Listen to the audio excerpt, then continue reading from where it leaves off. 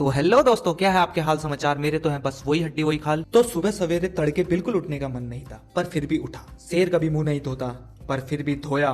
सिर्फ और सिर्फ भ्राता गीदड़ और बब्बर शेर यानी कि मेरे चाचा, क्योंकि इन दोनों को हमें थक थक मंडल छोड़ने जाना था। और इस कार्य में मेरा साथ निभाने मेरा परम मित्र जो कि सारथी बन के इन दोनों की विदाई के लिए मेरे साथ आया था। और रास्ते में चाचा ने एक ऐसी राज की बात बोली, आप भी सुनो। यहाँ शम्मी कपूर यहीं रहता था, पता है तेरे को? कौन शम्मी कपूर? हैड़ा खान? हाँ जी, ऋषि कपूर का बाप क्या बात कर रहा है? यहीं रहता था वो पूरा। तो उसके हैड़ा खान मतलब पहाड़ी है वो भी?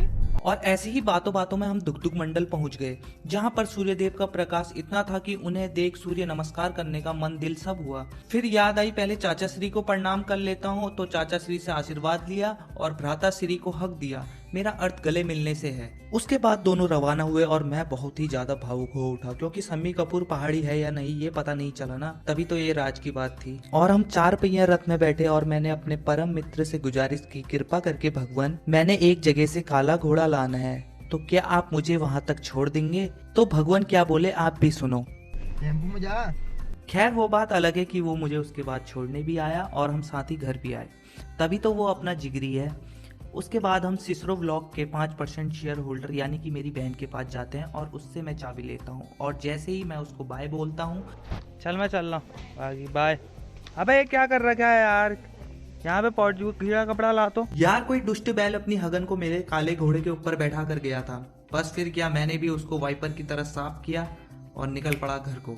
कभी काला घोड़ा आगे, कभी सुबह 4 पहिया रथ आगे। ऐसा करते करते हम घर के नजदीक पहुंच गए और हम दोनों ने अलविदा लिया। और अचानक से सूर्यदेव का दबदबा कम होने लगा और कोहरे की शक्ति बढ़ने लगी और मेरी उतनी फटने लगी। तो मैंने घर जाने की सोची और मैं घर को जा ही रहा था कि रास्ते में जेसीबी की खुदाई का काम जोर शोर से चला था। और मैंने कहा भाड़ में जाए ठंड, ये तो बचपन का सपना है रे। और वहाँ ऐसे बैठ गया, किसी लेबर से कम नहीं लग रहा था मैं। पर ठंड के सामने मेरी ये जिद कहाँ ही चलने वाली, तो मुझे घर जाना ही पड़ा। और इस बार मैं 1 2 3 चीजें बदन में डालकर दोबारा जेसीबी की खुदाई देखने दौड़ा। पर इस बार जेसीबी का काम हो गया था पूरा, मेरा सपना रह गया अधूरा। और मन तो कर रहा है इसी गड्ढे में दे दूं अपनी जान, लाइक निमोड़ा निमोड़ा निमोड़ा निमोड़ा निमोड़ा निमोड़ा।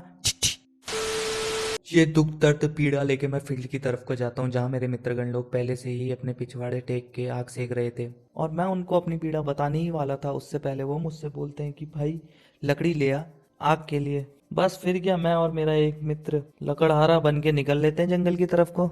बहुत सी मेहनत मशक्कत करने के बाद हम केवल कुछ 4-5 लकड़ियां इकट्ठी कर पाते हैं। ठंड ज्यादा होने की वजह से हम सब घर को जाने लगते हैं। सभी मित्रगण लोग अलविदा का आदान प्रदान करते हैं और घर को चले जाते हैं।